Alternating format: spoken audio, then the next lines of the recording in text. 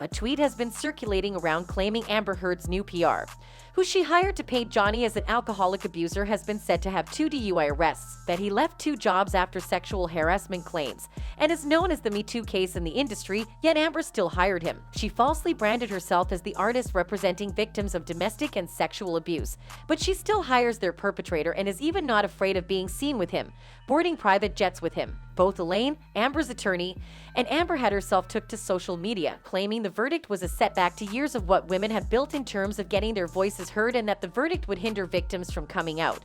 But according to experts, this was all BS. Amber herself was the setback to these women.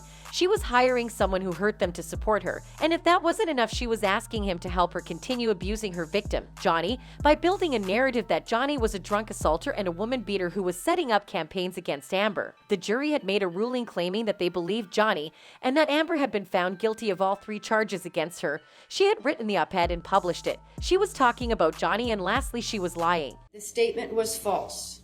Answer: yes. Question: the statement has a defamatory implication about Mr. Depp. Answer: yes. Question: the defamatory implication was designed and intended by Ms. Heard. Answer: yes. Even though the case was clear as day, Elaine still went on live shows blaming the judge for being biased and not allowing them to present important evidence like psychological notes. Come into the UK trial, we even had more evidence. We had medical records. We had mental health records that went back to 2012 that were contemporaneous. Since when did psychological notes of people who never witnessed what Amber claimed be important? Johnny had had an audio of Amber claiming with her own mouth that she had falsely accused him because she and her friends didn't want to be evicted from his penthouse, and it still was not allowed. That you were fine. You stay there 2, 3, 4 months, whatever. Just figure it out. We'll figure it out.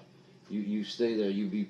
I thought that too. That be in your home. 21 days. Be in your home. No, I thought that too. And no, they told me 21 days. That is part of why I excused the difference. Elaine also claimed that the jury had listened and watched the ongoings of the public before they made their verdict. Like, honestly speaking, all jurors are told not to view public ongoings of their cases, and if by bad luck they actually do, they should not make a verdict on what they've seen but what they saw during the court proceedings. These people were in the court for about 6 weeks trying to get evidence from both sides, trying to listen to witnesses from both sides before they came to an honest verdict that showed that Amber was guilty and that she was a liar. They didn't need to look into social media to realize Amber was a liar. It was all in the court proceedings.